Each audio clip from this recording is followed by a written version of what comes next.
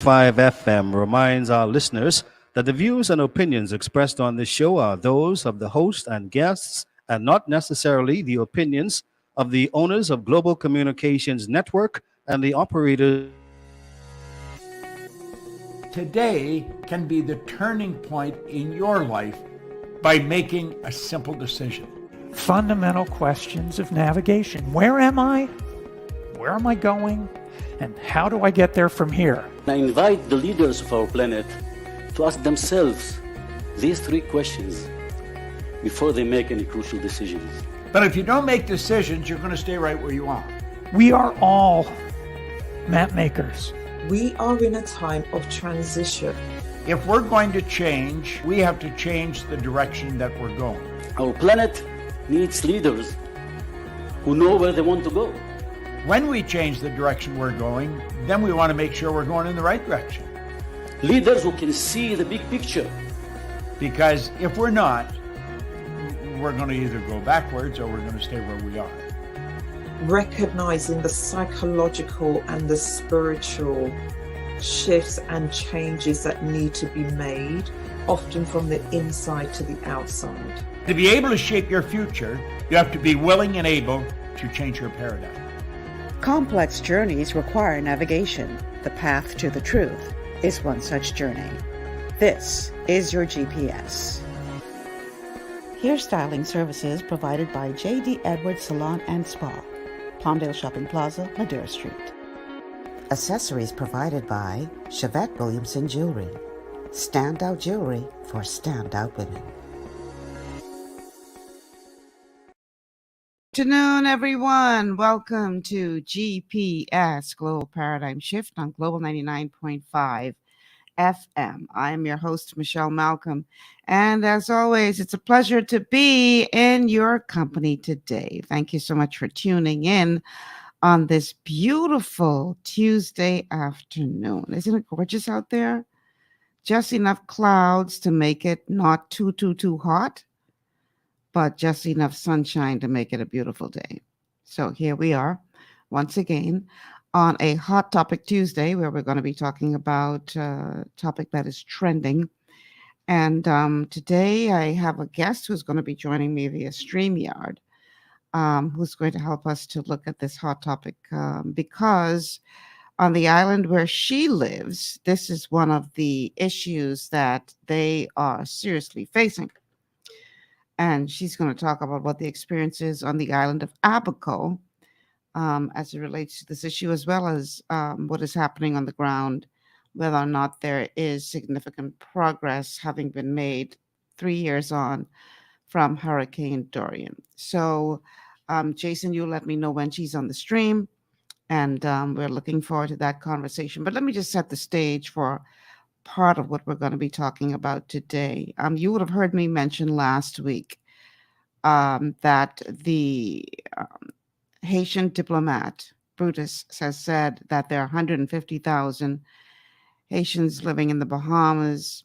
I had said on Friday's show, I think it was legally, I since clarified that on Facebook, that he says that there are 150,000 Haitians living in the Bahamas. Some legally, some not. Now, just for the record, he provided no basis for his estimate. And according to an article that appears in today's Guardian, one of the things that he says is that there are persons who are here illegally and 20 plus years in this country. So, he went on to say that the persons who are here legally could have a better relationship with others that want to come here, and they will be able to flow and apply for a visa in coming to the country legally. He went on to say that the Haitian embassy cannot discourage Haitians from migrating, but it can encourage them to do so legally. So in other words, we ain't gonna tell them to stop coming, but we will see if we can get them to come legally. But he went on to say that the only way that we can discourage the Haitian nationals from traveling illegally is by opening up a visa system for the public, and the Haitians can apply. The ones that get in, and the others that are refused. And I'm quoting now from this article that appears in The Guardian. Buddha said such a system would be a better way for the Bahamas and Haiti to have a better relationship. And, he went on to talk about his claim that 150,000 Haitians live in the Bahamas. Now, here's the thing. Minister of Immigration Keith Bell was unable to confirm whether the suspension of a visa program for Haitians has been lifted. He was asked to respond to claims by Buddhists that 150,000 Haitians reside here in the Bahamas. And he said, I don't think that is scientific or accurate. So he says, when he said 150,000 Haitians, I'm not sure whether he's actually talking about persons who were born and came from Haiti and migrated to the Bahamas, or whether he's talking to persons who were born in the Bahamas to Haitian parents. I don't know what categories he's referring to. Okay. So we also see where the Director of Immigration, Kentura Ferguson, said there is no information supporting the claim that 150,000 Haitians live in the Bahamas.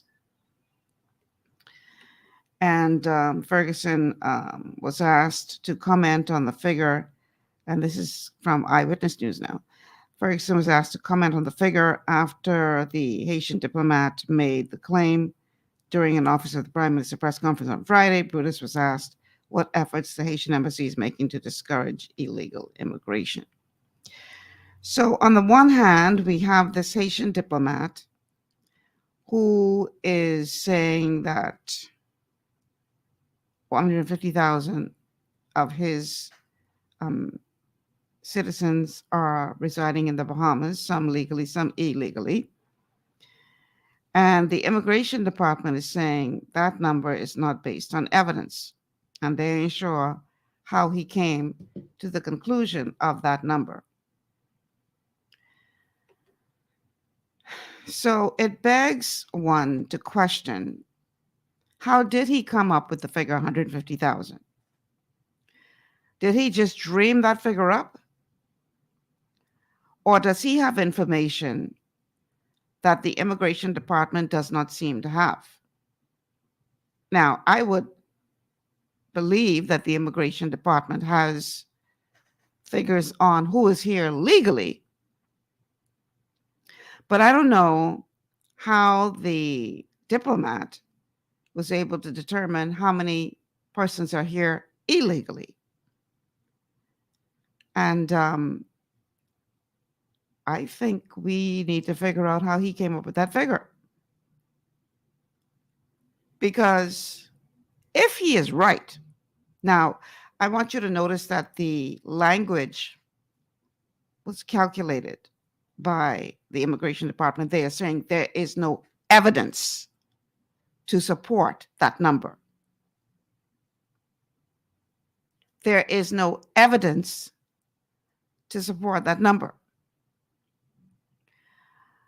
But if he is including illegals and legals, you ain't gonna never have no evidence to support how many people are here illegally, because they came in under the radar. They came in through the back door. They didn't come in the right way. So will we ever have evidence to show how many people entered this country illegally? We will never have evidence of that. Now, I'm not saying that the Haitian diplomat is right, but my question is how he come up with that number. How did he determine, what methodology did he use to determine that there are 150,000 of his fellow nationals living in the Bahamas? How did he come up with that number? And how is it that he could figure that out, but our immigration department doesn't have access to that same information? There's just a disconnect here. And I don't know. It just seems to me that what's going on? Why my device is not connecting? I have to sign out and sign back in it.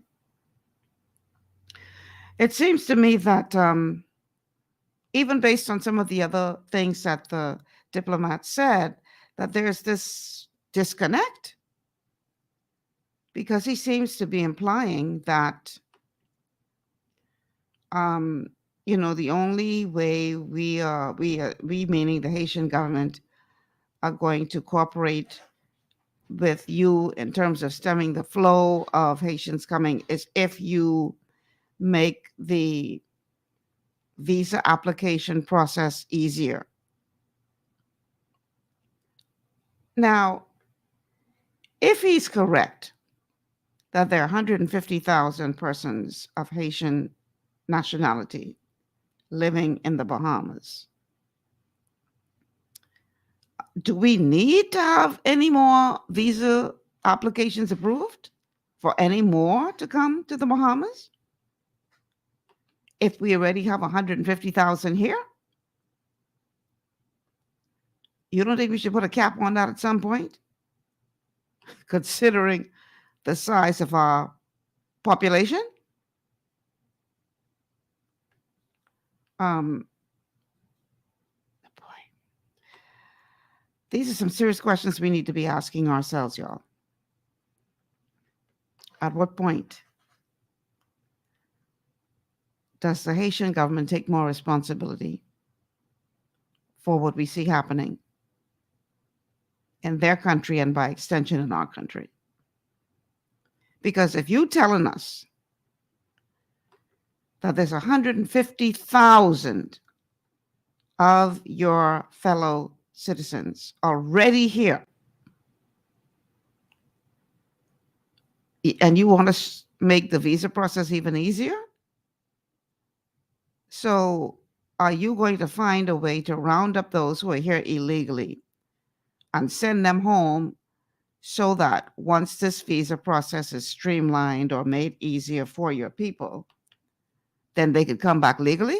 Or are you suggesting that those 150,000 that you claim are here could stay here?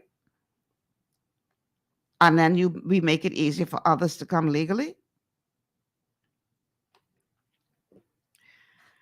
These are the kinds of questions that we want to answer, or we need answered.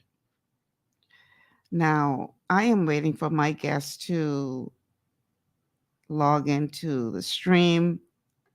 I am also now trying to get back on the stream. And she sent me a message saying she was driving to the location. She's actually going to be streaming. She's there, joining us from Abaco. So let's bring her into the stream now. My guest is Crystal Williams, who is a resident of Abaco and a very vocal one at that. She has posted several videos on social media that have gone viral of her venting about conditions in Abaco and what Abaconians are facing still some 3 years after Dorian. And Crystal, welcome to GPS. Thank you for having me, Ms. Michelle. Thank you for agreeing to be here. Now, I know that one of the things that you mentioned, well, first tell them a little bit about your background before we dive right into the discussion. Okay, so my name is Crystal Williams. I'm 40 years old. I have lived in Abaco, I want to say, for a period of maybe 28 years. I've lived off of Abaco in the United States and also in Nassau. But Abaco is home, and a lot of people ask, why do I continue speaking for this island? This is home. This is all I know. Mm-hmm.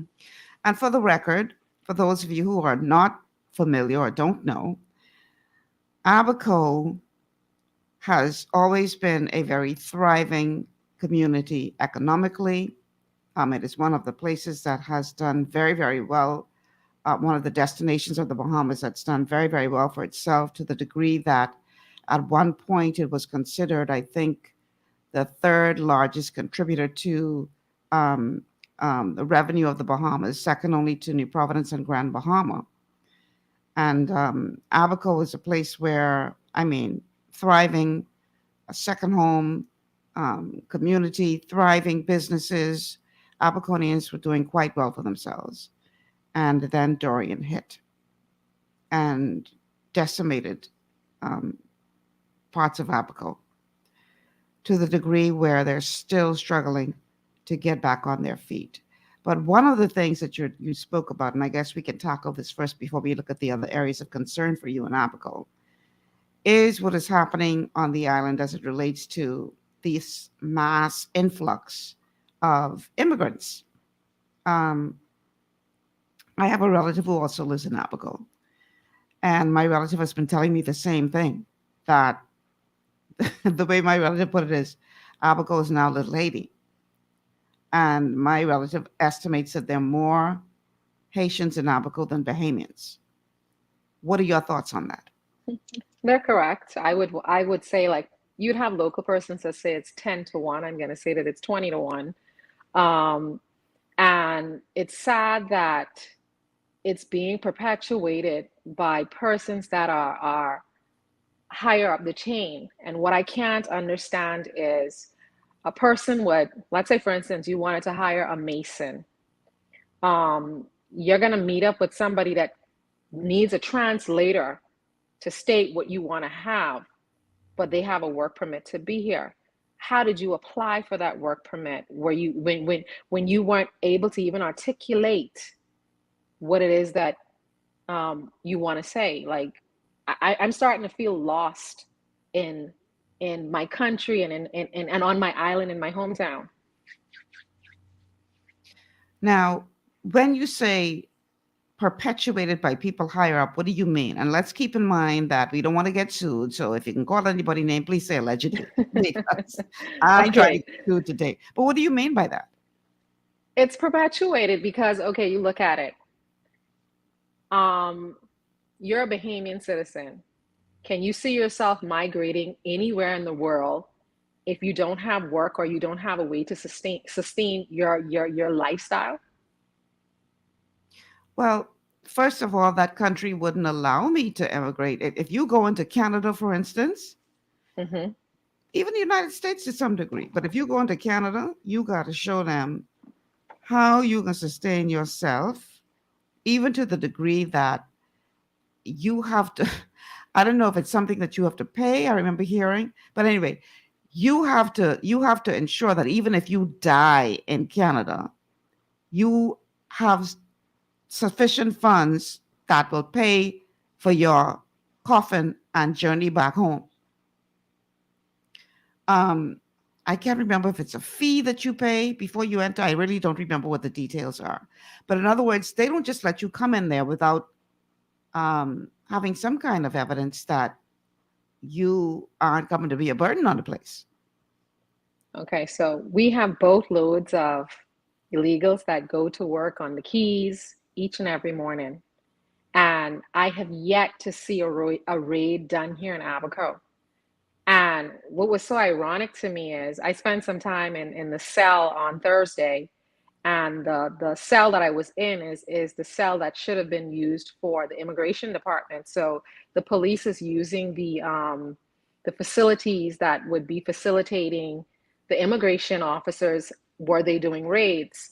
So that again was just confirmation to me that, you know, either they have no intentions of doing any because they have no way to detain them, or I just need to understand what's happening in my country. What's the way forward? What's the government's plans? How are we going to crack down on it? So on the ground there in Abaco, if you have an immigrant who does not speak the English language clearly, but yet has a work permit, do you have Bahamians on the ground who can do the work that the persons who are being brought into the country via work permit can do, whether that's in Abaco. Well, I would assume that you would have them even outside of Abaco if you needed to do a search. But I asked that question. What I'm trying to say is it, you believe, a situation where a person is being brought into the country who is unable really to even speak the language simply because their skill is such that they are needed to the degree where they can't find someone within country who can do that work? People are here that can do the work. Bahamians are a very talented nation of people, but at the end of the day, we're not going to work for pennies and dimes. And I've heard so many persons over and over try to justify the fact that they come here and you know, you can get cheaper labor. Some of the prices that are quoted to me, for instance, I wanted to resurface my driveway and I was quoted $1,000 for a driveway that's already there. I just need you to resurface it. And I have friends that will actually come and do that in $400 or $500. So it's not, it's, when you look at, first off, what bothers me is if you're bringing persons into the country, then you should have some place for them to live, not they're coming and then they're squatting on Bahamian land. And then, you know, it's like we're just creating one set of problems after the next, after the next, after the next. But, you know, I've been advised that in many cases, the land that they're squatting on, as you put it, is private property. So they are being allowed by certain individuals who own this property to stay on their land, which was not always the case, because we had situations where they were staying on government-owned land. But now, many of them have. I'm trying to be very careful how I word this, but many of them are living on privately owned property. So what does that speak to you? Most of them, from what I know, Miss Michelle, it's Crown land that they're on. And Still? see, I say yes, ma'am. So the farm road is Crown land. The back road is Crown land. Just outside of Spring City is Crown land. It's help me to understand these things. And land that the government, even land that the government would have issued to Bahamians for farming, and they have allowed persons to build on that property, then that land should be revoked. And because you're not using it for its purpose. But the fact that nothing is being done, it's a slap in the face. Well, that was my next question, because if you yourself can see what is happening, my relative can see what is happening, others I've spoken to on the island can see what is happening, how is it that the Department of Immigration is missing this? What is happening with the Department of Immigration there that is allowing this to proliferate? Okay, so there's a building just across from the complex, the government complex, where the immigration office is. And right at that food store, which is Roderick's food store, they sit outside or they congregate outside, and it's sometimes you go to, it's anywhere from 50 to 100 persons, but yet it's right. I mean, it's right in the front of their face, but nothing is being done. Why do you think that is? You may see immigration officers out, but they're not doing any work because, I mean, let's be honest. If your orders are not to work, then what are you going to do? What do you mean if your orders are not to work? What do you mean by that? If you haven't, if your boss doesn't send you out to do a raid, how will you go and do a raid on your own? So what are you insinuating, Ms. Williams? I'm insinuating, am I insinuating anything? I'm stating that immigration is not out doing raids, not out checking documentation to see if you're here legitimately. And if you're not, then you need to be removed. Nothing is happening. They walk around freely. No fair, because nothing is being done. But Bahamian citizens, You get stopped, pull over in your car. I need to see your identification. Is this car licensed? Is it insured? Bahamians are being policed and your law-abiding citizens. This is interesting. Why do you think this is happening? I'm trying to get to, I know you have some very strong views on this. But as somebody who has been in Abaco for 28 years, I'm assuming that the problem has gotten worse in recent years, that it wasn't always this way. I don't remember it always being what you're just describing. So why do you think now, as you put it, nothing is happening when the problem is glaring for everyone to see? What do you believe is behind this inactivity? Well, I'll put it this way. I don't work for the government. Right. So it's the only thing I can do is continue to question it, continue to bring awareness to it, Right. because trying to understand it would leave me in a spin. It's the same for me. What's another major problem here for us in Abaco is Nassau does not understand the layout of our island, but yet business licenses are being approved in Nassau for Abaco. When you have persons that have a land that's a residential land and they're now trying to put it as a commercial property, or they're trying to put a business on it, things like that shouldn't be happening.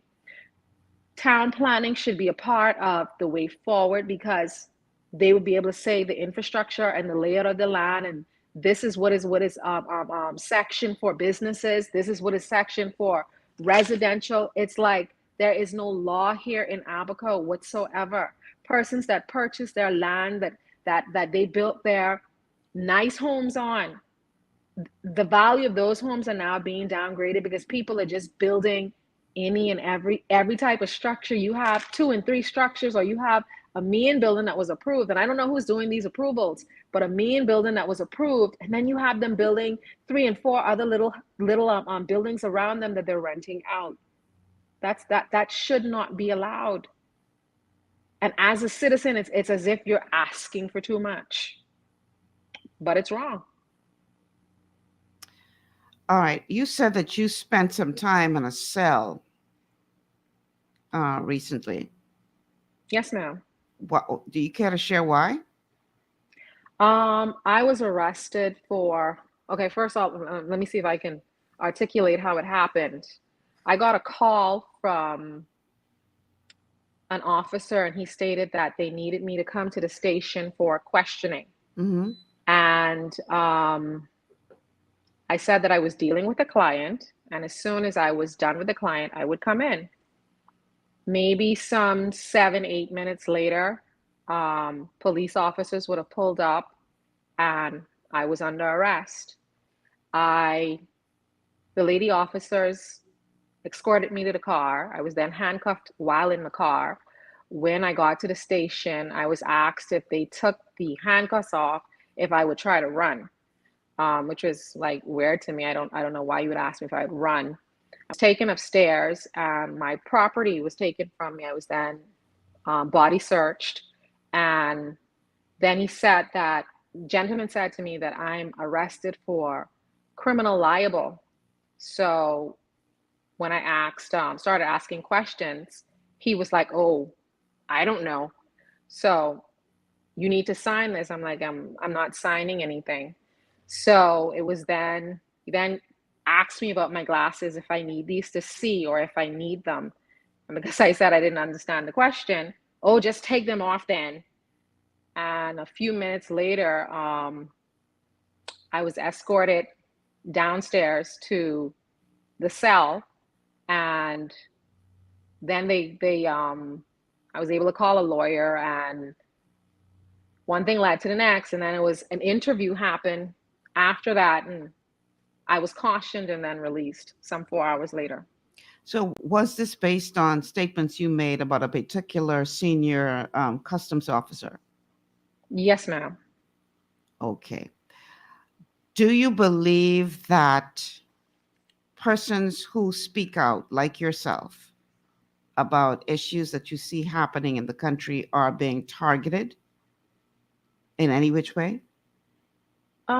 I think the objective is to, what I saw it as a scare tactics and you can shut up. But I think that most persons don't understand. Like, for what I don't understand is this, and I think it's a great time right now. Mr. Wayne Monroe happens to be a really good lawyer, and I feel that now every job that you go on, they train you. They train you so that you understand the job. And we have a lot of officers that do not know the law and they do not understand the law. And because they don't process criminals in the right manner, we have so many criminals that actually would have committed a crime, but because due diligence and process wasn't done correctly, they're able to be released. So I think that when they come off of the force, you have the training should continue so that they understand their position. And what I don't understand is I have family members that they go to war and they're trained to go to war, but our police officers behave, and I won't say that all of them because we have some really good police officers, but their behavior is as if they are soldiers. And they forget that they're the persons that were put in place to protect and to serve.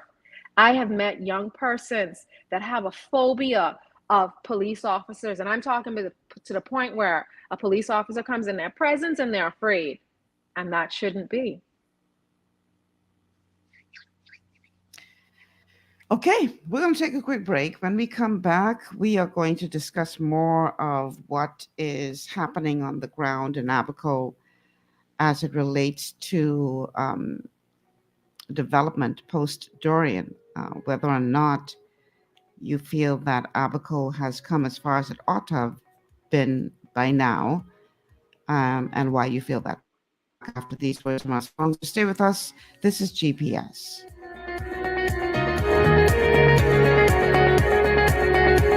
Understanding your microbiome, also known as your gut ecosystem, can change everything you thought you knew about nutrition, digestion, immunity, and metabolism. Keeping your gut ecosystem healthy and balanced is essential. Ultimate Microbiome by Longevity was specifically formulated to optimize this ecosystem. It provides the advanced support your gut needs through prebiotic, probiotic, and postbiotic supplementation. Our unique blend of probiotics includes Lactobacillus and Plantarum, healthy bacteria that can help prevent harmful bacteria from taking over your gut. Increasing your gut's population of beneficial bacteria creates a more balanced gut microbiome, which has been shown to aid in weight loss, skin health, sleep, mood, and may even help with seasonal allergies. Ultimate Microbiome also promotes the production of postbiotics. Postbiotics are key to help regulate your gastrointestinal health. To enhance digestion, Digizyme Multi-Enzyme Complex, a blend of 5 specific enzymes, has been added to Ultimate Microbiome. It can help break down food so your body can better absorb nutrients. Plus, we've added our proprietary I-26 hyperimmune egg powder to aid in the elimination of disease-causing gut bacteria and help your body balance its immune response. Ultimate Microbiome, the scientific, proprietary, and holistic approach to gut health that helps optimize your body's entire gut ecosystem. To learn more, contact your Longevity associate. Welcome to Sunshine Auto, the hardest place on the planet for a rim, fence, and tires. We are your auto superstore for rims, Lexani, Azaras, Trueform, Western, Lux, Fuel, Tracklight, Tough, Rough Racing, Velocity, Mud, All-Terrain, and low-profile tires, cars, homes, and commercial window tinting. At Sunshine Auto, we put God first and customer is king. Glasses love. To stay healthy, it's crucial to make sure you get the nutrition you need every day. But it's difficult to get all your recommended vitamins and minerals from food alone. Even in the United States, 94% of people are deficient in at least one nutrient. Beyond Tangy Tangerine 2.0 by Longevity is a simple, convenient, and affordable way to help your body get the essential nutrients it needs. It's an advanced plant-driven multivitamin mineral complex that contains certified organic whole foods, trace minerals, and antioxidants. BTT 2.0 supports your body's natural defense system with a proprietary blend of energy-boosting and body-loving nutrients, plus prebiotics, probiotics, amino acids, and enzymes that support digestion. With an unusually high ORAC score of 8,000, you get even more antioxidants to help combat free radicals that can cause damage to your cells. But to get the most benefit and value from any multivitamin, your body must be able to break down the nutrients so you can fully absorb them. Otherwise, they'll just pass through your system without doing any good. Beyond Tangy Tangerine 2.0 was specially formulated with synergizing cofactors to ensure you get maximum nutrient absorption. Beyond Tangy Tangerine 2.0 is the easiest way to give your body the balance and complete daily vitamin mineral supplement it needs for optimal support of your overall health. To learn more, contact your Longevity associate. This portion of GPS is brought to you by Tiki Bikini Hut at Junkanoo Beach. Great food, cool tropical drinks, and family fun in the sun. Welcome back to GPS, Global Paradigm Shift on Global 99.5 FM. Michelle Malcolm here, along with my guest, Crystal Williams. My headphone is gone again. Let me see if I can get this to... Can't hear myself. All right, so the telephone numbers to call, 326-0271, 326-0271, 326-0272, 326-0272, and the WhatsApp line is 801-0271, 801-0271 is the number if you want to send us a WhatsApp message. My guest today is Crystal Williams, who is a resident of Abaco. We are talking about the conditions there. Started the show by talking about this whole question of illegal immigration, which is a huge problem in Abaco, more so, I think, than any other island in the country. I don't know. And that's just my guesstimate. But in terms of population ratio, because we definitely have quite a number here in New Providence, but I'm talking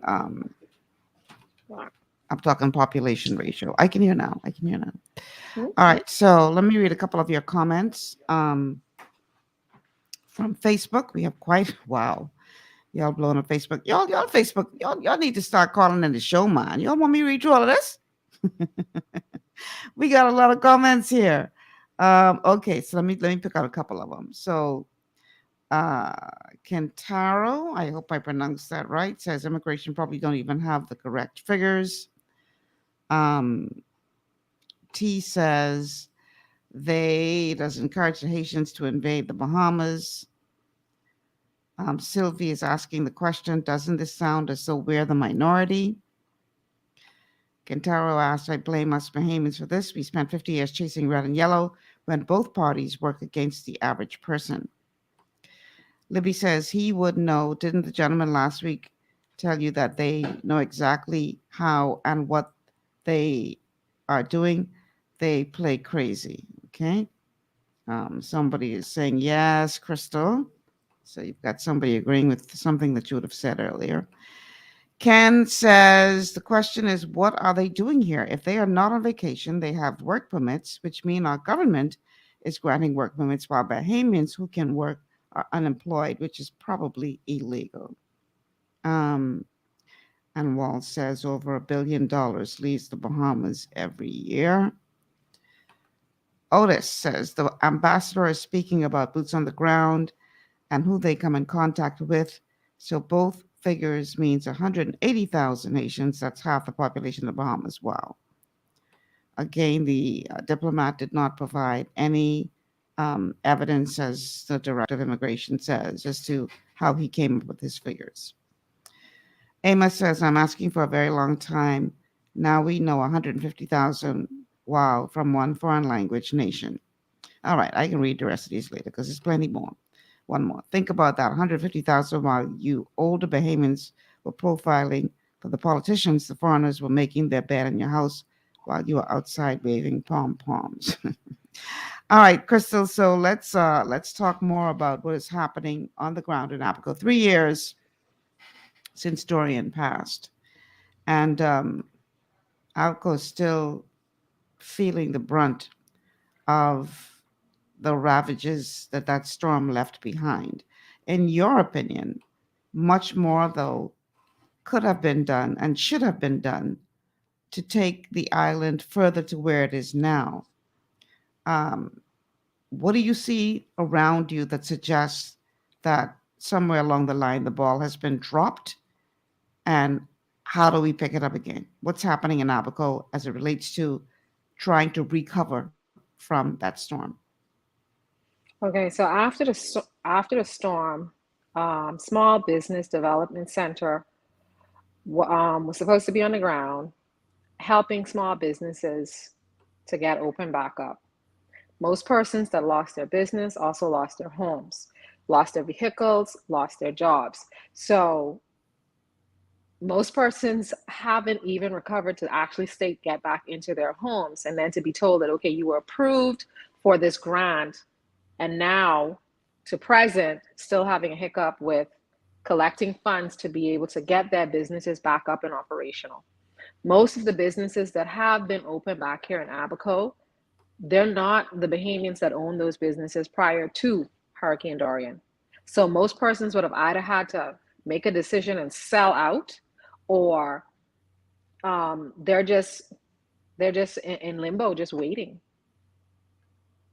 So how has the economy been impacted by that? Do you start to see? Have you started to see a rebound, or is it still very much stagnant as it relates to the economy coming back to where it was? So, you have a few local restaurants that do well with food, but the only when I see commerce, this is what I tell people: it's food that you go to the grocery store that you have to buy. You're paying electricity. You're getting gas. I haven't seen businesses or a new idea business pop up as yet, because people are just basically just trying to get by. So I look around and I hear so many people say this, because my thing is always about liberation, not oppression. And a lot of the young guys that have been affiliated with me, we've either set them up, make sure that they get on electrical jobs, painting jobs. They go and they do the right processes and try to turn them into entrepreneurs instead of putting them to be workers. You put them in a position where they can now employ someone else.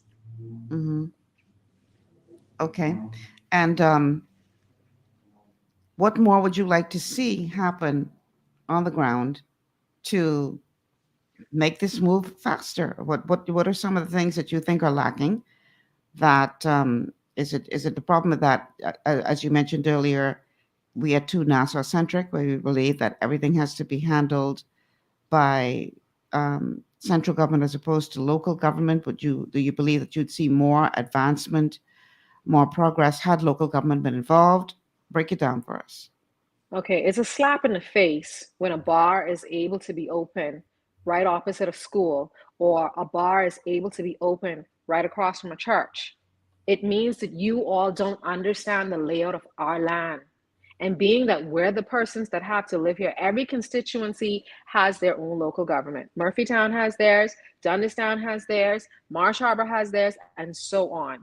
And those persons should be brought to the table as far as town planning goes. And then you will know which businesses are to be approved, because I can't understand, we're having so many pop-up businesses. When I apply for a business, I have to make sure I have to meet with the police. It's so many different protocols when you're actually going into an actual building as a Bahamian. I don't know what the protocol is for another person, but right now I'm watching my communities become downgraded and looking trashy, and we're supposed to be moving away from that now. After Dorian, yeah, you kind of understood it because people were just trying to get their lives back together. But now it's time now that I see you cleaning these areas up, getting regulation and order back here on this island. It's just out of control.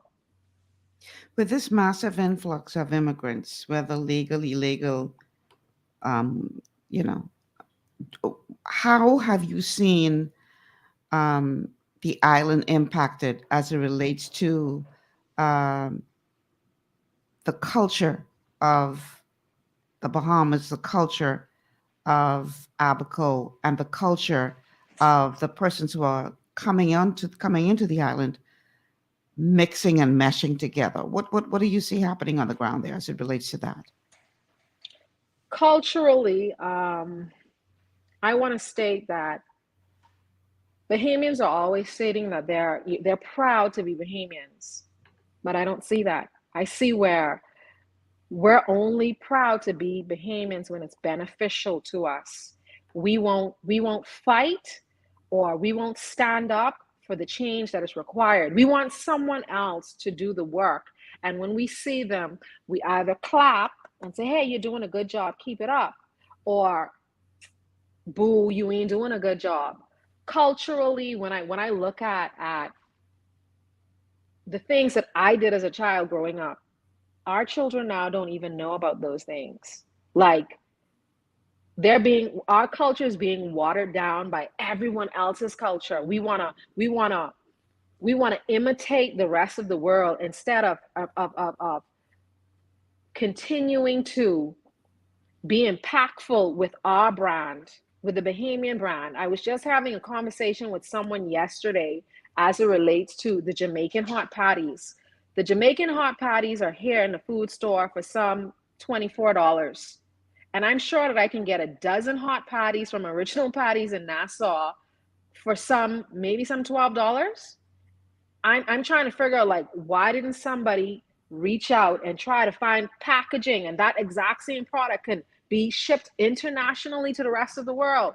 But we just, for some strange reason, as Bahamians, we don't stick together, and we don't push Bahamians. We push anything else other than what's Bahamian. And I guess it's like Mr. Pinland say, if you won't fight for it, then you don't deserve it. I know that somebody had forwarded to me one of the lives that you did, and you were complaining about what is happening as a result of the immigrant population as it relates to some of the habits that are now being brought onto the island, into the country, that are not conducive with how we live as Bahamians. And you had some very strong words to say as it relates to that. So what are you experiencing as far as that is concerned? Okay, so I'll give you a little bird's eye view of, I don't even know how to turn this around, so I'll have to hold the camera. Mm-hmm.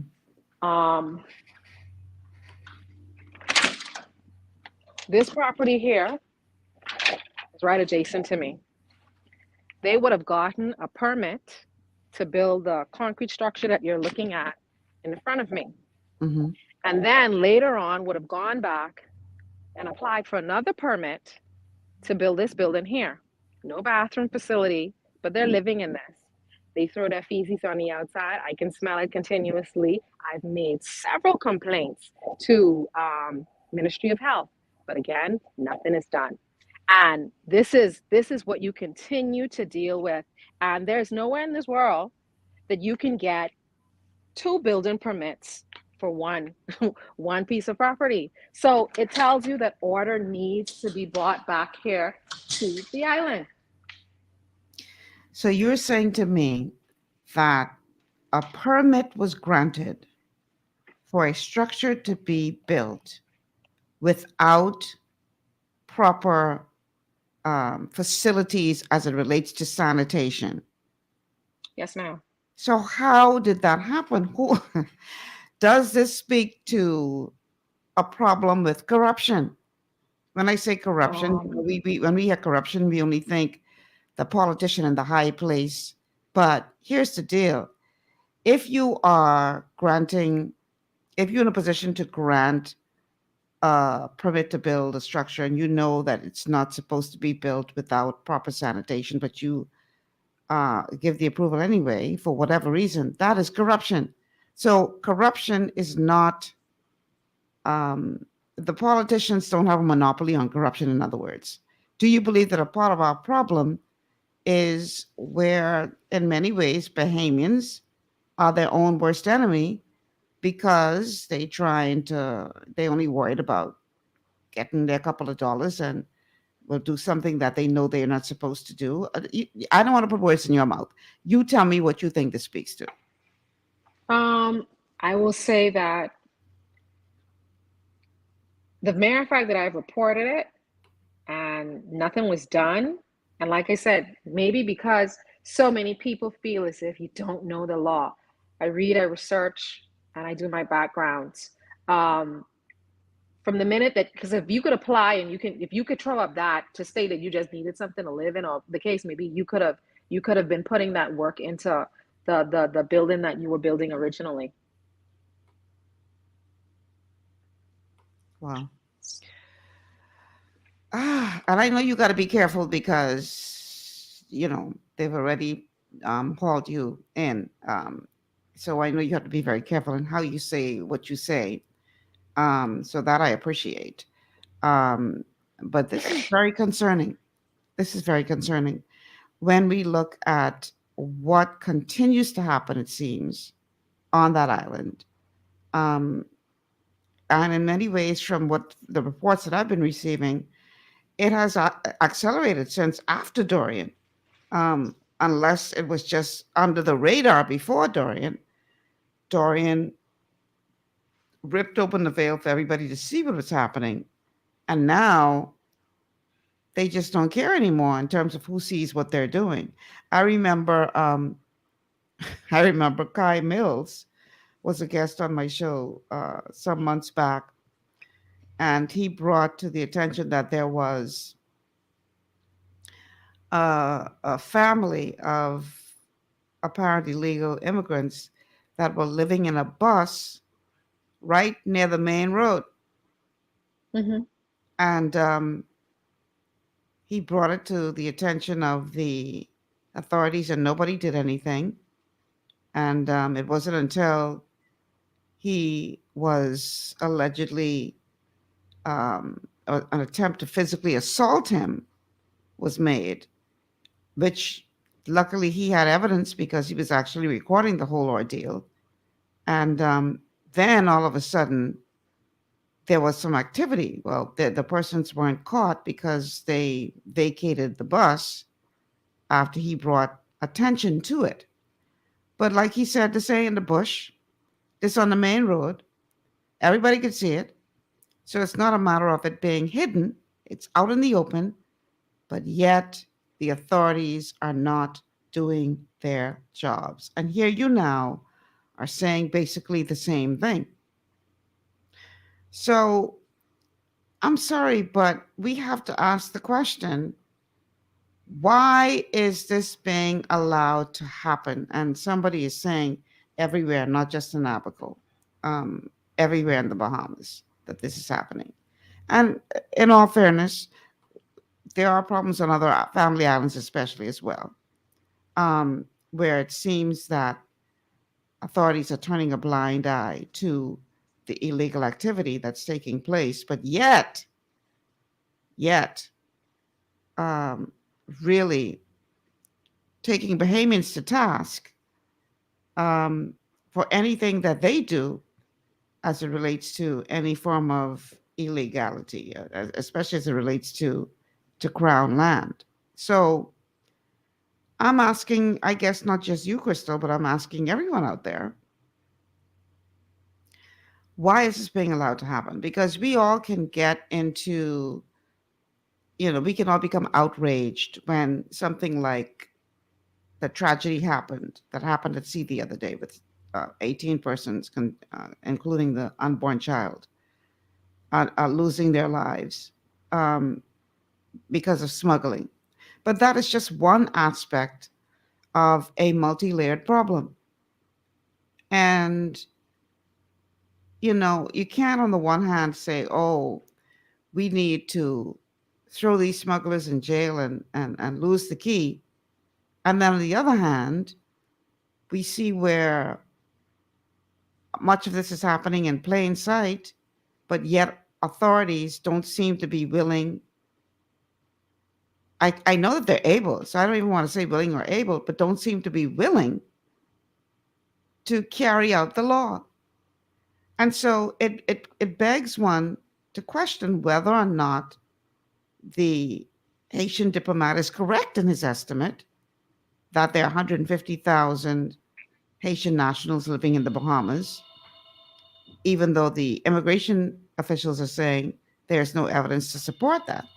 Because if you have a constant influx of illegals coming into the country undocumented, which means that there is no evidence to show that they are here, and then there seems to be a lack of action on the part of some of our immigration authorities to try to deal with those who are here, then it sort of adds credence to what that diplomat is saying.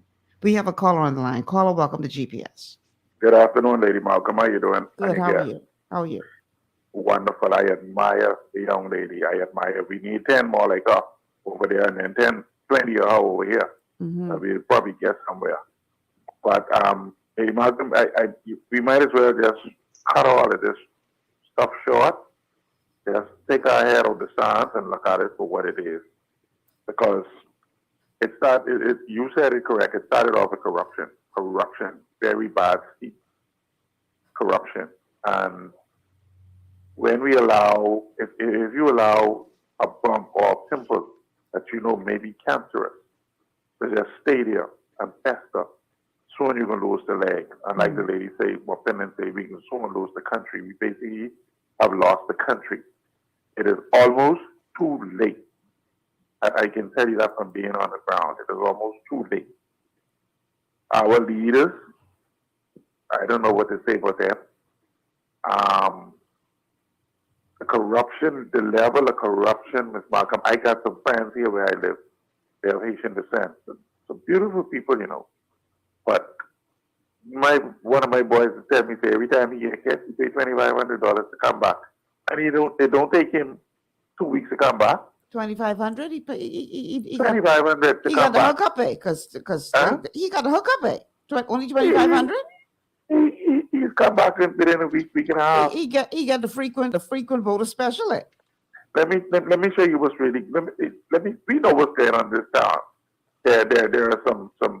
Well, there's more of them here where I live on the Fort Hill than us, right?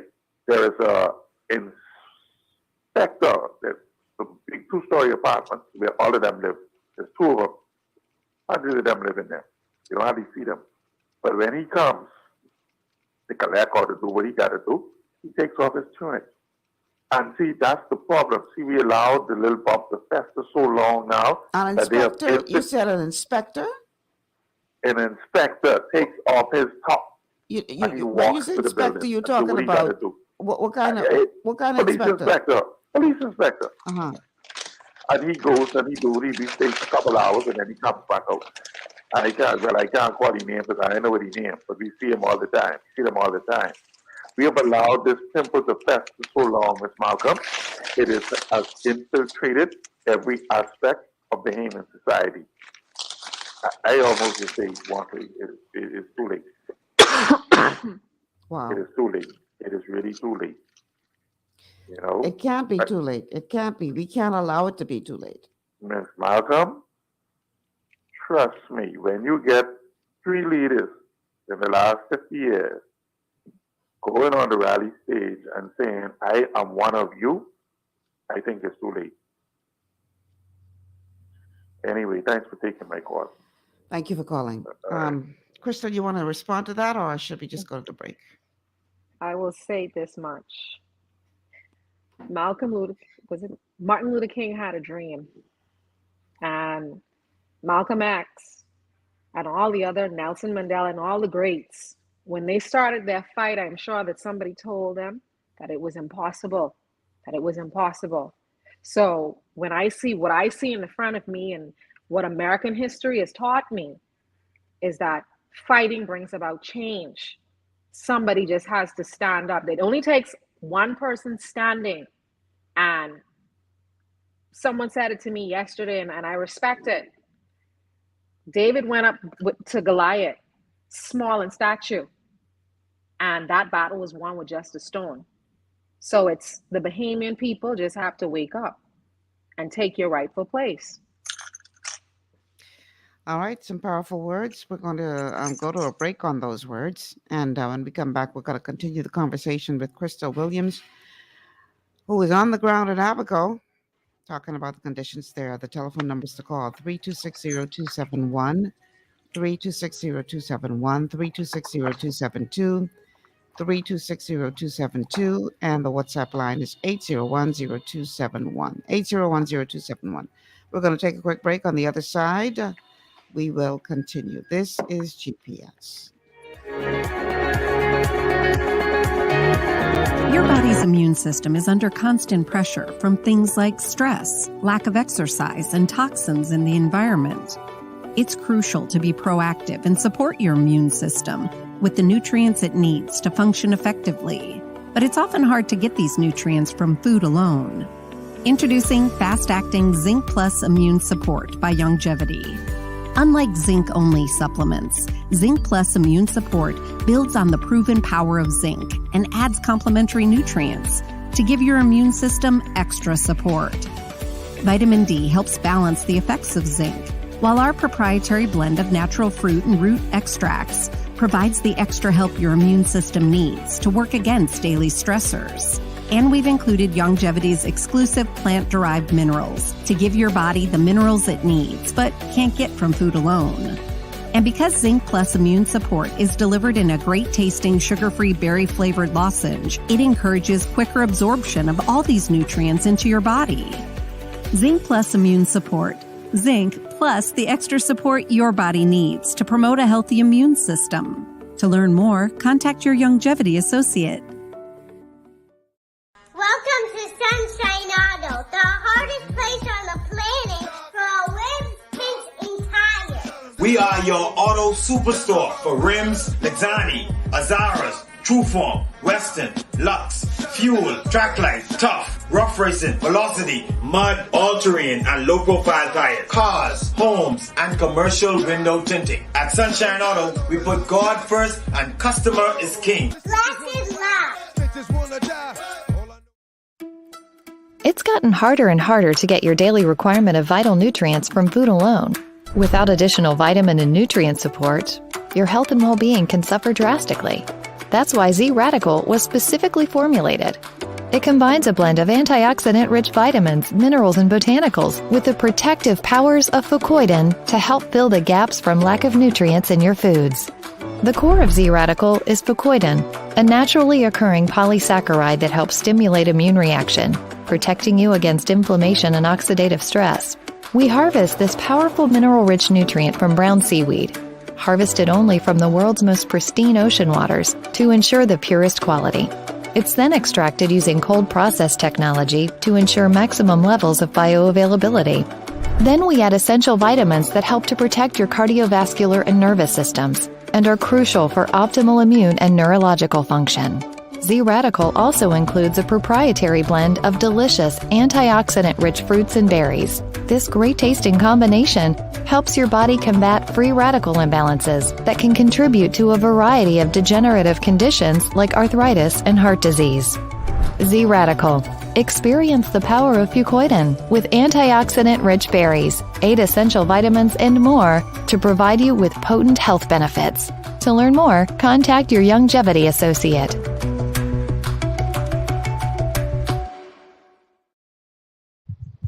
Welcome back to GPS, Global Paradigm Shift on Global 99.5 FM. Michelle Malcolm here, along with my guest, Crystal Williams, who is a resident of Abaco, very vocal one at that, has been posting some videos with her strong views on social media that have been getting quite a bit of traction. As a matter of fact, someone sent some of the videos to me. Said, Malcolm, you need to have a chat with this young lady. And that is what began the ball rolling towards us doing this show today. The telephone numbers to call. We'd love to hear from you. 3260271.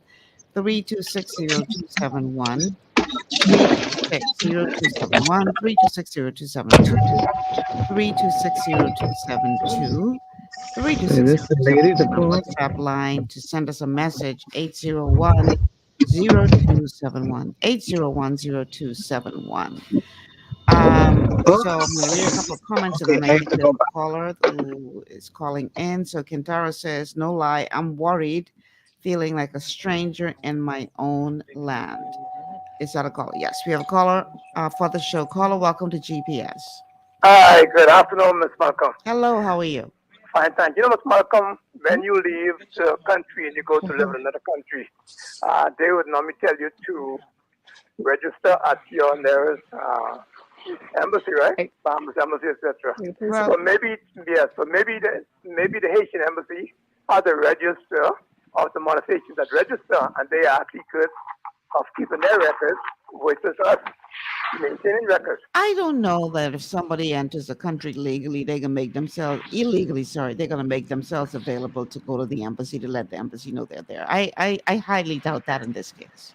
Yes, but remember, he did say 150,000. I thought he said legal. No, apparently he said that combines legals and illegals. Yeah.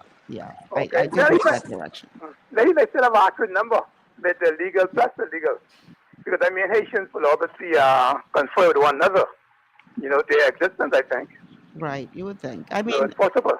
It is possible that he's correct. The Department of Immigration is saying there's no evidence of that number, but like I said, there won't be any evidence per se of persons who come in here illegally.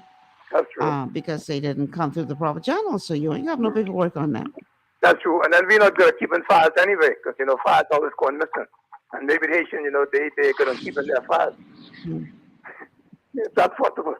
All right. Thank you. Thank you for calling. So, based on Kentaro's comment, Crystal, Kentaro says, I'm worried, feeling like a stranger in my own land. Is that how you feel in Abaco? Do you feel threatened in any way or unsafe in any way as a Bahamian living in Abaco right now? Is the question for myself? Yes. I will tell you, like how I've told many other persons, no one is making it off of this planet alive. So the fact of I've had threats of death, I've had threats of we can make you fly, and I await those things. When it's my time, then God will carry me. But until then, kudos to whoever. So you've literally been threatened? I've been threatened several times. People come on my Facebook, they go on my Messenger. They say whatever they say, but that's all it is. It's always just scare tactics.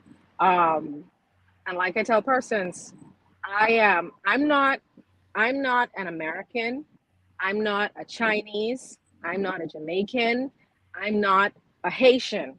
I'm a Bahamian fighting for the rights of other Bahamians in the Bahamas. I'm fighting from nowhere else in the world. So when persons state or like I heard a video that was circulating or a voice note that was circulating and they were stating that I was either a PLP operative or an F&M operative and then I became a COI operative. Like I told persons in the last general election, I voted for COI because I wanted change. I wanted to see change. It didn't happen, but and all of a sudden now I'm being paid. I'm being paid to speak against the PLP. I was paid to speak against the F&M. I've never had my hands in any illegal activities that I know of. And speaking from my country and speaking from my island is because I don't see anybody else speaking. And when we don't speak, it means that we are comfortable. And I'm not comfortable. I can't close my eyes and leave my daughter to battle, leave my son to have to battle in this chaos that's going on right now. I want to read a comment from one of our WhatsApp messages. It says, I know she must be frustrated Is there somehow for Bahamians to sign something, get enough signatures to remove this government? No one has spoken out forcefully against this illegal immigration. The prime minister has spoken a word. This is treasonous. Activists like Crystal hasn't been given the opportunity to speak from our briefing room. Yet a Haitian leader can come here asking us to make it easier on his country, on his countrymen to come here to squat and build shanty towns, save them money, move to the USA. Well, my only challenge to the messenger, the person sending this message, is this problem didn't begin with this administration. So to say, should we sign something to have this government removed, that should have applied to the previous administrations as well, who did nothing, who sat on this problem, watched it fester, and did nothing. So I don't know how feasible that suggestion is. I have another a message from WhatsApp that says Ministry of Works and Town Planning approves construction on Out Island. Port Authority approves in Freeport proper. Okay. Again, the numbers to call 3260271, 3260271, 3260272, 3260272, and the WhatsApp line is 8010271, 8010271. Miko says, look at the map, Andros, and the amount of track roads cut through the forest and Crown Land over the past 20 years. Yeah, this is a problem that's been going on for quite some time. This is a problem that has been festering for decades. And so to try to put the blame at the feet of one administration is being disingenuous, because this is a problem that has been going on now for many, many, many years. But it takes someone to decide to take action, because we could always kick this can down the road and say, well, the problem is too big. Well, it's been existing for many years now. There's nothing we can do. And the problem will never be solved unless somebody takes action. We have a call on the line. Caller, welcome to GPS. Hello, Michelle. Good day. How you doing? Good. You need to turn down whatever you're listening to us on and just listen through the phone. Yes, ma'am. That's better. A little. Is that better? Yeah, a little better. Go ahead. Okay. Yes. I want to commend Claude the show, first and foremost, and next. Good afternoon to you, the guest, and the bomber.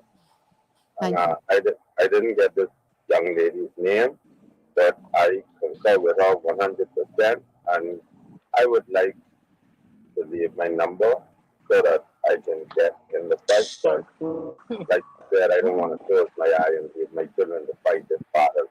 And earlier, or a few weeks ago, you had another show about immigration or illegal migration, and I left my number. You said you would give me a call, but you never did. And so I'd like to see if this young lady maybe could be close to me. I'd like about the concern that I spoke to you about the immigration department being able to get papers and documents easily and get paid underneath the counter in doing so. And so if I can go back onto the procedure, I'd like to leave my number there. Okay, I don't remember that. But anyway, leave the number once again. I do apologize if I didn't get back to you. Listen, y'all. I get so many people calling and leaving messages and asking me to call them. Even while I'm on the air, people are calling saying, I want to talk to Michelle. I can't do that while I'm in the middle of a show. And so sometimes things fall through the cracks and I don't get back to everybody in a timely manner. And for that, I apologize. But it's really hard because we're constantly getting such calls and requests, and it's hard to keep up with all of them, to tell you the truth. So I will see if I can connect the two of you. And again, my apologies for not getting back to you sooner. All right, so we're talking to Crystal Williams, who's a resident of Abaco, talking about not just the illegal immigration problem on that island, which I am being told from multiple sources is out of hand. But we're also talking about the status, the place where Abaco finds itself 3 years after Dorian. the fact that there's still so much work to be done. Um, what is the housing situation like there? I know that a lot of the people, or some of the people were complaining who were moved into the domes that had been quickly constructed, that they had become mold infested, and people were becoming sick as a result of living in the mold infested environment. How has the housing situation improved at all for um, persons wishing to move back to the island? What is the status there? Crystal, can you I hear want me? to state this. What I'm disgusted over is that, yeah, can you hear me? Yes, we can. Hello? Okay. What Yeah, I'm we can hear disgusted you. over is the fact that our elderly have been, they've not been put back into their homes as yet. And what we fail to realize is that all of us someday are going to get old. So my outcry is always more for the elderly, the paraplegic, because those are the persons that paved the way for where we are today. Somebody fought for us to be able to live the way that we're living now. And for you to treat them because they have no one to fight for them or no one to stand with them or stand for them, to not make them.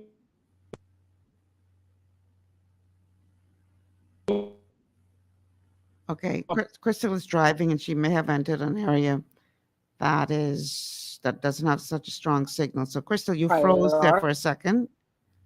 Okay, I think she may have dropped off. No, she's still there.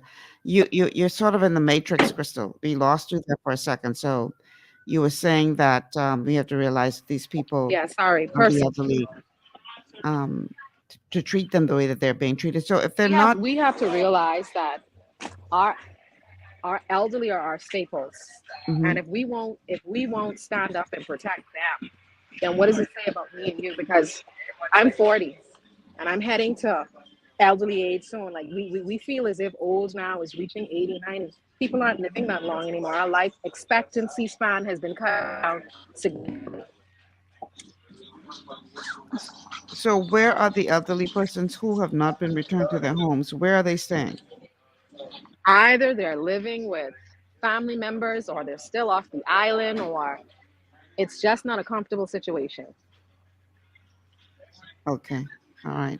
And as it relates to home repairs in general, do you see sufficient activity happening there? I know that you had some concerns about the pricing of goods because it's supposed to be, in many instances, the items are supposed to be duty free, but the pricing doesn't reflect that. What is happening as far as that is concerned? And do you believe that people are taking advantage of that?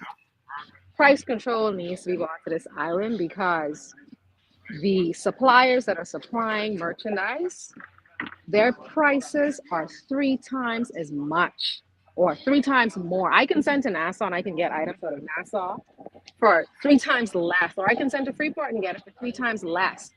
Why? When Abaco, when these persons are still purchasing items and able to get it that is duty free because it's still underneath the SIRS effect.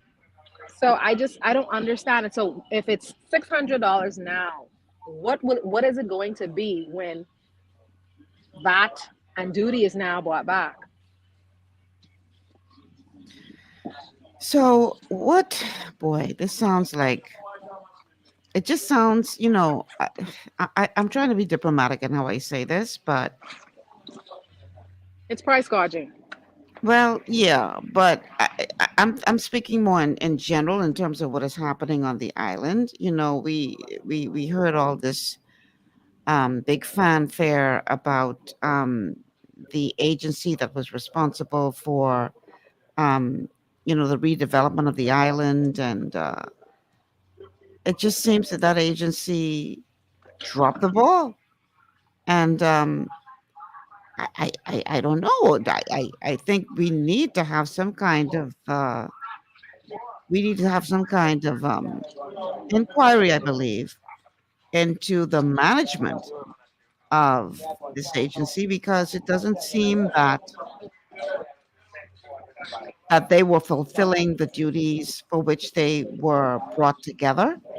And you have to question now, if monies were allocated, where did they go? Or, the disaster recovery agency, how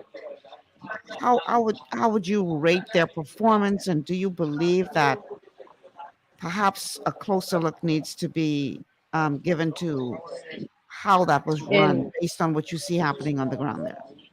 in my opinion, they failed. They failed. And I have multiple NGOs that would have reached out to me, and how we directed them was come on the island and be here and oversee the programs run for yourself.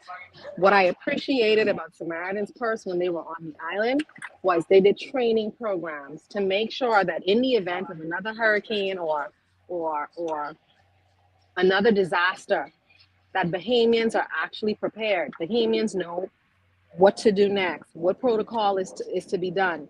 When I look at the NGO that came and they supplied water, here it is. We're here in Abaco, and I'm talking about the water field has all type of solar panels, but yet today, every night when we go to our bed, the water is off. Or before you go to your bed, it's like you can't even enjoy the basic necessities of life. You have a house where you have 10 persons living inside of a house. Why should the water be off? Which means that you can't use the toilet. You have people living in it's inhumane for the way that you're trying to force people to live. And it should never be where all of these government agencies can't come together, sit down with the public, have a town hall meeting, explain and discuss the way forward, so we know, okay, for the next month, all of your water is going to be off at this particular time, and people are able to plan for it. Right now, it's like you throw anything on us and you expect us. I see people fighting for the rights of animals, but they want to treat humans like they're animals or downgrade us and make us feel like, I have to say it this way, Miss Michelle, I get passionate when I start talking. I don't want to get passionate today because I'm on my way to another meeting, and I'm sorry that I'm going to have to leave your show at exactly 3:30, but I'm sorry. Okay, well, listen, I want you to get passionate because people need to know what's going on. And unless we bring these matters to the forefront, people will, I think, be lulled into thinking that there's progress or sufficient progress being made, when in fact there's so much more work to be done. And I know you have to be careful in terms of what you say and how you say it, because you have to be concerned about the legality of what is said. But my whole thing is I wanted this to be a show in which people could get a bird's eye view of what is happening on that island, so that we can hopefully give you some assistance in terms of putting pressure on the relevant authorities to look into what is happening there, to try to bring some relief to you all. So don't hold back. I mean, hold back within reason. Yeah, like one of your callers called in earlier as I was driving, and he was stating about help. And this is what I tell people: I am only one person, and being one person, I still have a life. I still have a daughter. Well, my son is off age now, so I don't consider myself obligated to him, but I still have a young daughter that I'm obligated to. And I state this to persons: it's one of me and it's also one of you. But if all of us are doing the exact same thing, 1 + 1 will give you 2. And if you continue, the numbers add up. It just can't be the concerns of one person, Right. or everybody calls and they have their concerns and can you this and can you that. But if we all did it, can they lock us all up? No. Yeah, but you're so right. We like to sit back and let everybody else do the work, Hey, and then find we just yourself. benefit from it, I think we may have one more call before you leave the show. Caller, welcome to GPS. Hello, caller. Hello, Michelle. How you doing? I'm good. How are you? Okay, I was listening to you and your guest. I am older Bahamian, but what I'm remembering, I was listening to her about the immigration problem. Mm-hmm. This really started from I guess you could go back as far as the UBP days when they were exporting grapefruit. I remember years ago, the farmers used to export grapefruit to Japan. And a lot of Haitians were brought in as laborers to work these farms, and they kept bringing them in. I remember over the years, many occasions, more was put in, and I guess nobody never went back. And that's why I know a young lady who had to send her daughter recently, before at the beginning of the previous term, to Nassau because the Haitian children were kind of bullying her because it's that bad in the schools. Now, as for the DRA, you got to remember, Dr. Minnis left the bank empty. There was no money for the previous administration to really work with. Now, she should start to see a difference because money will be coming in now that there's a new budget. There was no money. They did nothing. In fact, if you remember, even the shelter, over $1 million was paid to get that so far. And I think it just barely got out of the ground. It was that bad. A lot of money wasted. In fact, they have a forensic audit that's about to come out, so you'll be pleasantly shocked at the findings. And I think everybody will, when you realize how many people may have to give account for the wastage that took place with that money. That's why nothing was done, because the money went in the pockets instead on the ground. That's all I had to say. Thank you. All right, thank you so much for calling. Okay, Crystal, give us your final thoughts before you get out of here. I do appreciate the time that you were able to give us today. What are your final thoughts? My final thoughts is that everybody comes along and they say it's not the PLP and it's not the FNM, but yet they say that the problem has been going on for the last 50 years. And yes, we've only been between the PLP and the FNM. So when you state that, I do understand that Mr. Brave is the new prime minister, but he sat as the deputy for many times. So I just can't throw sand on it or stick my head in the ground like an ostrich and say the problem is going to go away. The problem will only go away when Bahamians step up and understand that, you know what, $50 today will cost me $50 million tomorrow. Right. So you only look at what you're getting in hand now, but what is it going to cost you in future generations? Good question. Crystal, thank you so much for being here. I really appreciate you doing the show. And I know it can be discouraging. I know it can be tiring, but keep up the fight. Don't give up. Around your place. Hopefully there'll be more that join your ranks to encourage you to keep going. But I know it's hard. It's hard. I want to say this much. But I appreciate you being here. It's never been discouraging for me. It just means that every day you have to get up and continue going. All right. Thank you so much. Hope you have a good meeting, and I appreciate you being here today. All right, we're going to take a quick break. On the other side of this break, we're going to, what normally happens with us on a Hot Topic Tuesday, where it'll be you and me. We're going to talk about this whole issue of this 150,000 number, where that come from, what does it really look like, what does it mean, what are your thoughts on what the diplomat had to say about them not encouraging their nationals not to leave? Boy, this thing goes so deep. We're going to talk about it on the other side of the break. Stay with us. This is GPS. Understanding your microbiome, also known as your gut ecosystem, can change everything you thought you knew about nutrition, digestion, immunity, and metabolism. Keeping your gut ecosystem healthy and balanced is essential. Ultimate Microbiome by Longevity was specifically formulated to optimize this ecosystem. It provides the advanced support your gut needs through prebiotic, probiotic, and postbiotic supplementation. Our unique blend of probiotics includes Lactobacillus and Plantarum, healthy bacteria that can help prevent harmful bacteria from taking over your gut. Increasing your gut's population of beneficial bacteria creates a more balanced gut microbiome, which has been shown to aid in weight loss, skin health, sleep, mood, and may even help with seasonal allergies. Ultimate Microbiome also promotes the production of postbiotics. Postbiotics are key to help regulate your gastrointestinal health. To enhance digestion, Digizyme Multi-Enzyme Complex, a blend of 5 specific enzymes, has been added to Ultimate Microbiome. It can help break down food so your body can better absorb nutrients. Plus, we've added our proprietary I-26 hyperimmune egg powder to aid in the elimination of disease-causing gut bacteria and help your body balance its immune response.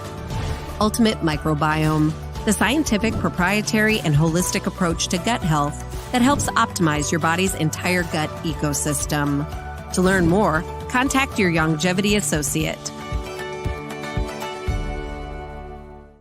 Welcome to Sunshine Auto, the hardest place on the planet for a rims fix and tires. We are your auto superstore for rims, Lexani, Azaras, Trueform, Western, Lux, Fuel, Tracklight, Tough, Rough Racing, Velocity, Mud, All-Terrain, and low-profile tires. Cars, homes, and commercial window tinting. At Sunshine Auto, we put God first and customer is king. Glasses love.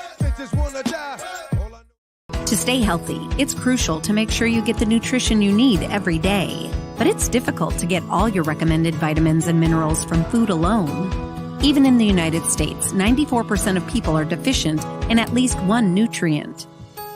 Beyond Tangy Tangerine 2.0 by Longevity is a simple, convenient, and affordable way to help your body get the essential nutrients it needs. It's an advanced plant-driven multivitamin mineral complex that contains certified organic whole foods, trace minerals, and antioxidants. BTT 2.0 supports your body's natural defense system with a proprietary blend of energy-boosting and body-loving nutrients, plus prebiotics, probiotics, amino acids, and enzymes that support digestion. With an unusually high ORAC score of 8,000, you get even more antioxidants to help combat free radicals that can cause damage to your cells. But to get the most benefit and value from any multivitamin, your body must be able to break down the nutrients so you can fully absorb them. Otherwise, they'll just pass through your system without doing any good. Beyond Tangy Tangerine 2.0 was specially formulated with synergizing cofactors to ensure you get maximum nutrient absorption. Beyond Tangy Tangerine 2.0 is the easiest way to give your body the balance and complete daily vitamin mineral supplement it needs for optimal support of your overall health. To learn more, contact your longevity associate. This portion of GPS is brought to you by Tiki Bikini Hut at Junkanoo Beach. Great food, cool tropical drinks, and family fun in the sun. Welcome back to GPS Global Paradigm Shift on Global 99.5 FM. Michelle Malcolm here in your company on this Hot Topic Tuesday. And I want to say thank you again to Crystal Williams, who was the guest for the first hour and a half of the show, talking about the situation on the ground in Abaco in general, and specifically we're talking about the illegal immigration challenges that they are experiencing there. And we have a call on the line. Caller, welcome to GPS. Hi, Michelle. How are you? Good. How you doing? Good, good. Yes, the lady is a future leader. You know, just maybe stay focused. Mm-hmm. Don't get discouraged. Just, keep your eye on the prize, and, you just keep, making your voice be heard. People are listening, and you'll be surprised at the end of the day when you look around to see how many people you have surrounding around you, Mm-hmm. But, we have to make these things in our country, like you like to say, make sense. Mm-hmm. And when I listened to that gentleman from the Haitian embassy speak, he wasn't making any sense. Mm-hmm. You understand? Mm-hmm. And I heard some of the response that immigration gave with his numbers, and I think that was for effect when he said that, right? Because this man is he just flew, stopped over to deal with the situation after the tragedy. Mm. And, and make no mistake, we all know it was a terrible tragedy. Mm-hmm. You understand? Yes. However, you, sir, and your governments, past governments, have sat there in that country, on the ground, and allowed your people to climb on these rickety boats. You understand? To come to us for so many years. This is that wasn't the first tragedy that happened. You understand? You come and then you stand there and you just spew things, and you're going to get it. And the behavior, you're so comfortable that you're going to speak on our country in ACA and telling us we have this amount of people. These are people who are here in essence. And making demands for the government, for the government agency to speed up the process. Can you imagine? How dare you? How dare you? And if that didn't wake up, because like I blame this was continuous for many years. Governments have dropped the ball with this situation getting out of hand. With the illegals coming here and just blending in, in our society, and our schools, in our hospitals, in our they have their own little towns and everything, and it just didn't happen overnight. Nope. However, there has to be more done there. When you make a push or you make an effort to go do something like as far as with clearing down or getting rid of the shanty towns or whatever.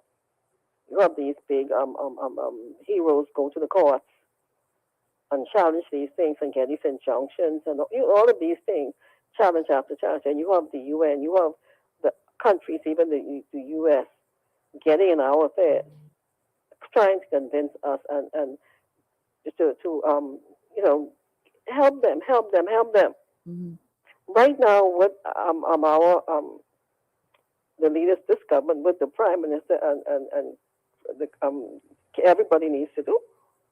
We need to make this thing real, like how the prime minister, when he spoke about climate change and all of this, which is very important. But the plight of the Haymans is also very important. When I saw those pictures with Abaconians and Grand Haymans having to board those planes, have to be lifted out of their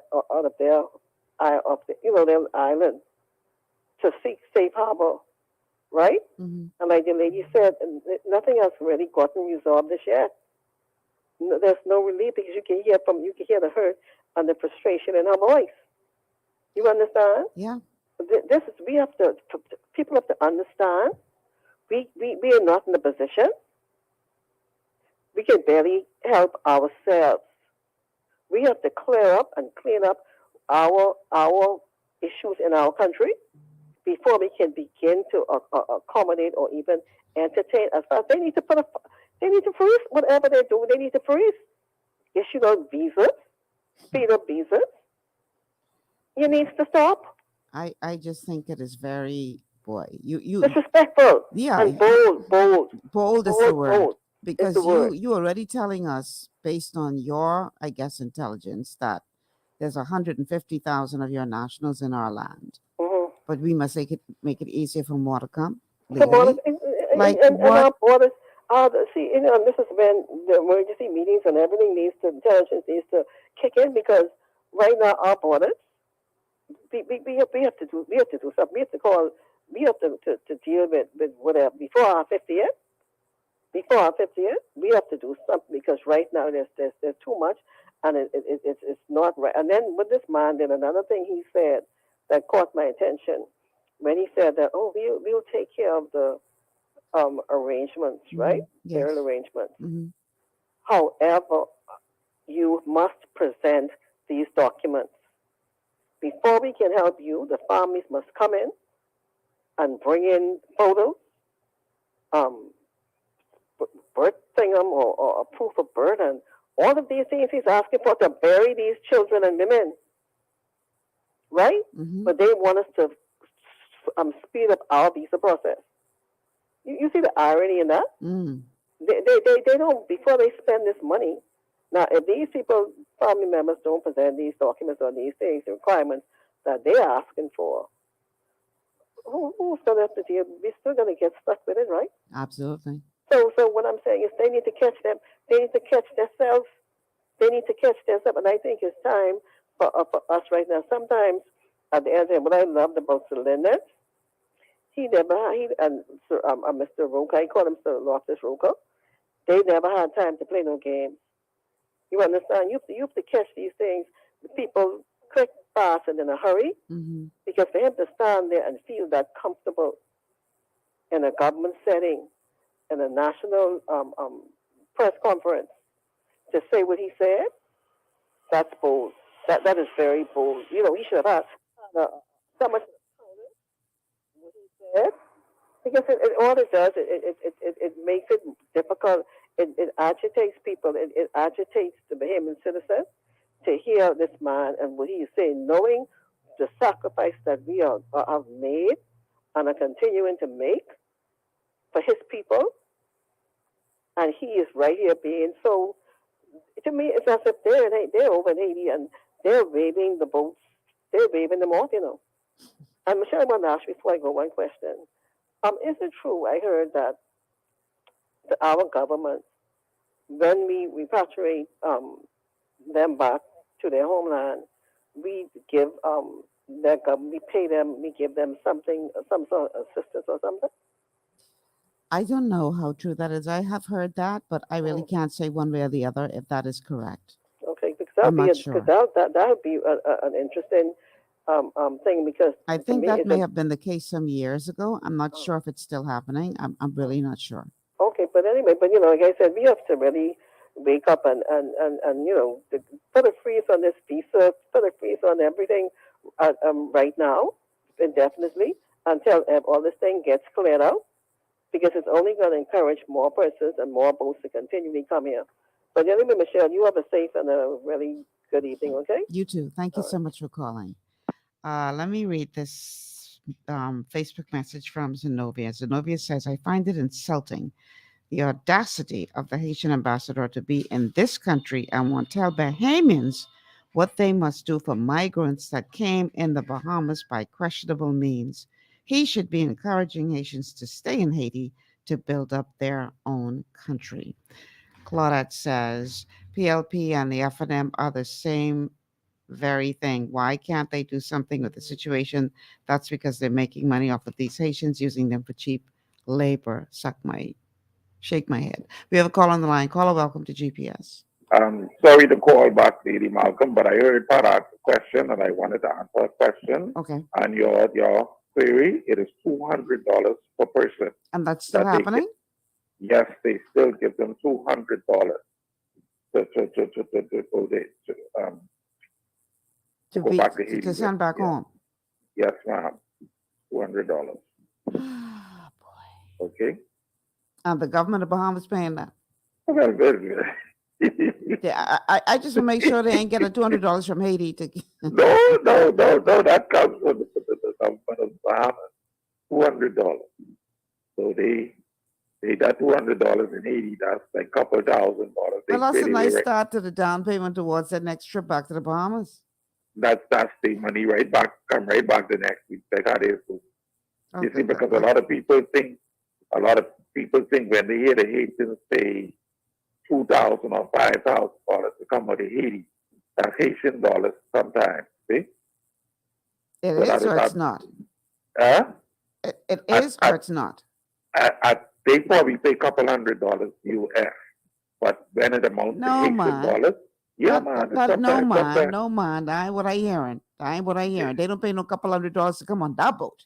That depends on who they dealing with.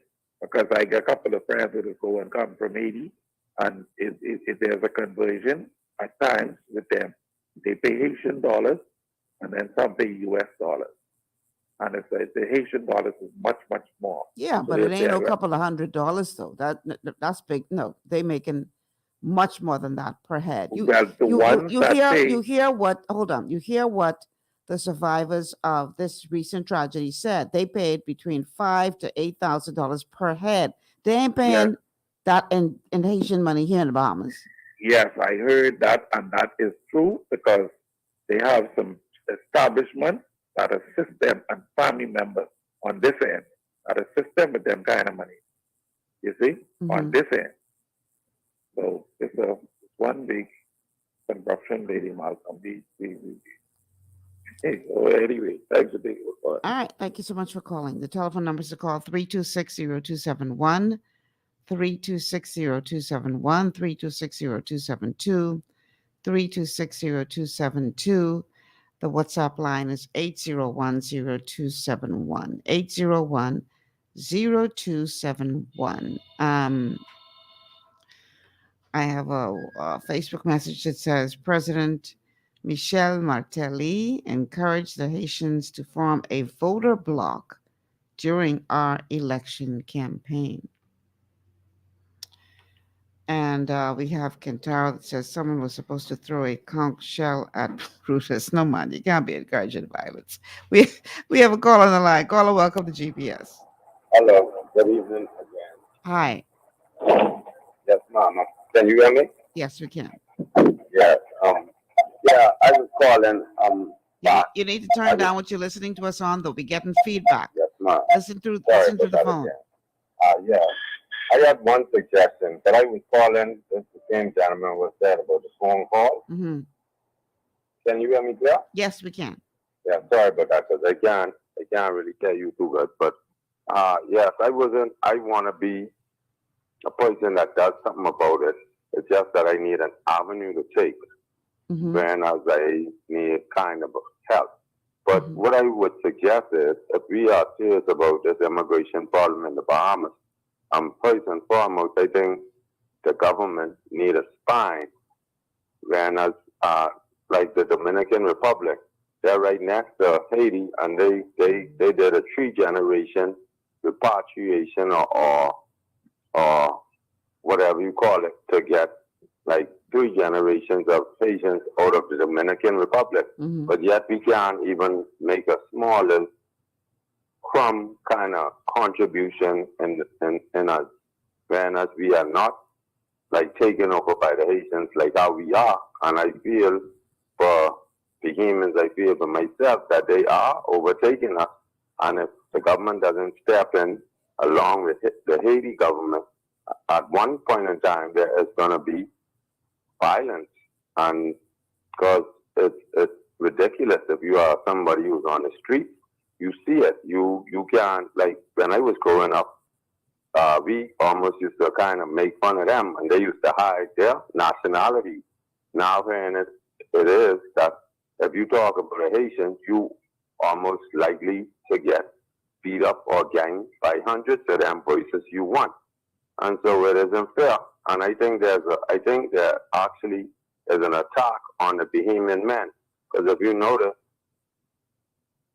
all the killings are happening. I think this is more spiritual warfare, because like even the young baby that died, he was a little boy. You know, if you destroy the mankind, the nation is gone. Like, you understand where I'm coming from, kind of? I don't mean to run on. No, I understand. Yes, ma'am. And like I say, I really think that there's spiritual, there's like this, I don't know, they got something to do with us, that all our young men are dying because they are actually taking over. They're coming here, the government is making us financially unstable and handicapped, whereas we can't have 3 and 4 and 5 and 6 children like we used to have. So now most of the modern families are having 1 child, this and that, a bunch of broken homes because men can't support their children, and then you can't blame a woman if she wants for better and she has to move on. So the problem is so deep that, I don't know, it's concerning to say that we can't start and we can't win, but if we don't start, we'll never win. And just talking about it, I think the government, first of all, needed to step in and make some kind of big attribution, then show these people that we are serious. When Menace went to Haiti, he came back and said his wife can't wake up in the morning without a Haitian banana. I don't know in translation on the streets. That means something else to me. All righty then. You said that it's like we can't do anything about it. I disagree. It's not that we can't. It's If you'd like that to make a call, okay, clearly we lost that caller. I don't agree that it's that we can't do anything about it. I think they just don't have the will to do anything about it. And I think that this is so far reaching as it relates to economic reasons for that. That too many people are benefiting from this, and this is why this is being allowed to fester. And the thing is that because we've allowed it to fester for so long, it's like I think I would have used as an example on my show before that if you graft a limb into a tree and let that really integrate with that tree and then decide some years later that you're going to now try to remove that's going to require some serious pain. That's going to require so it's unfortunate that that we have as a collective seemingly sat by and allowed this to come to this point, that now that we hear this number being thrown out and everybody's acting all brand new and surprised, like they didn't know we had a problem. Now that you hear a figure and all of a sudden you realize, oh my goodness, this is a big problem. It's been a big problem. And it just continues to just snowball and get bigger and bigger and bigger and bigger. But typical Bahamian fashion, we are a very passive society, and we like to wait until things get totally out of control, that you can't ignore it any longer, that you react. As opposed to being proactive, we are reactive. But I dare say that when it comes to this issue, we got to stop that madness, because this doesn't make any sense. If he is correct in his estimation of how many persons are here from Haiti, 150,000. Again, the immigration department is saying that there's no evidence to support that number. So I don't know if he just dreamed that number up, if he just pulled out a hat, or if he said that based on some intelligence he has that he's not sharing with our immigration authorities. If he is remotely close, this is a very big problem. Now, for a long time, people have been asking, let us make an effort to find out how many people are here illegally. Let us make an effort to find out how many people are here. And it's, we just haven't had the will to do it. And there have been occasional glimmers of persons in leadership wanting to make a difference and going out and actively trying to do something, and then they're shut down. They're told to stand down. And some of it has to do with politics. Anything to get back in. So if that means caressing a particular block of people, then I can caress them as much as I need to caress them to get that vote. That's a part of it. Another part of it is economic, where big businesses are exploiting these people for cheap labor, don't want to hire Bahamians who are going to demand more, are going to probably form a union, all this kind of stuff. They want that headache. So they want to be able to exploit cheap labor.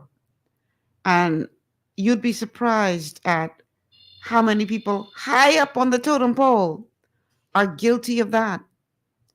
And then you have the smuggling rings that are making a lot of money from these people risking their lives, either to come into the country or to try to get to our neighbors in the north.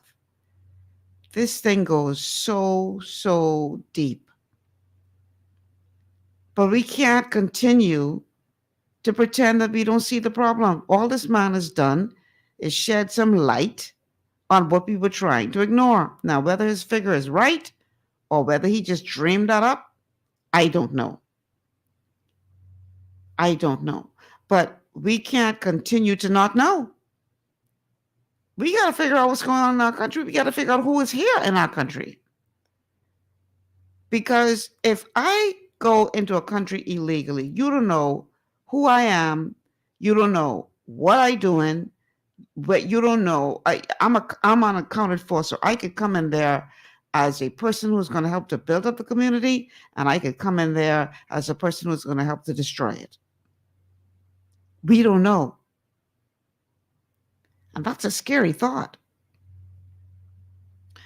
So yeah, we gotta do it. We gotta do, y'all, to investigate where this man get this number from. And somebody need to, he's a diplomat. Somebody need to call him into a meeting if they haven't already done so, and say, you need to account for these words you spoke. And he spoke them no less at a briefing of the office of a press briefing. So he ain't just whispered this to a friend who put it out there. He said this to the media at a press briefing in the office of the Prime Minister. So we got to get to the bottom of that. We can't just let that go like that and say, well, he really ain't what he's talking about. And it's not based in fact, or there's evidence. We need to find a way to get a number from. 3260271, 3260271. I have room for one more caller. 3260272, 3260272. And I haven't checked WhatsApp in a minute. And our WhatsApp number, 801-0271. Let's see. It looks like we have one or two new WhatsApp messages. We do. Let's see what these people are saying on WhatsApp. I honestly wish between Freeport and Abaco, a commission of inquiry could be done to see where all the monies went that were donated by NGOs, because if it was left up to what the government was reporting, both Abaco and Grand Bahama would be doing great, while in actuality, many are still struggling to rebuild and find jobs. Another message, 150,000. I can believe that amount does exist here. If you listen to the older Bahamians, they would tell you that back in the days, the islands of the Bahamas, like Grand Bahama, were mainly comprised of Haitians, Jamaicans, Turks Islanders, and the English. On any given day in certain areas, you can watch where you think one Haitian resides. As the day passes, about 50 of them emerge from that same home. They are here, believe me. All right, more messages from WhatsApp. Thank you for airing the real issues that Bahamian people care about. We have to get rid of the shanty towns. If not, this problem will continue. These people have $8,000 to smuggle to the U.S. Yeah. All right, listen, my time is just about gone. One more comment from Facebook. That's why I don't feel bad for us be too lazy. I'm always looking for a savior. Well, I tell you what, Kentaro, we can't afford to be passive anymore. And I'm not calling for anybody to take up any arms or any such thing. I'm not encouraging any violence against anybody. I'm not asking you to go out and attack it. No. But we need to put pressure on the authorities that are responsible for this. And we need to stop contributing to the problem by harboring persons in our homes, hiring persons, whatever we do to encourage persons to come here illegally. We need to stop. We can't just point a finger at the authorities when we contribute to the problem too. Tomorrow's Wellness Wednesday, we're going to be talking about a matter that is important to your health. Be sure to tune in. Until then, I'm Michelle Malcolm. Thank you so much for being a part of GPS on this Hot Topic Tuesday, and I'll see you guys tomorrow. I gone.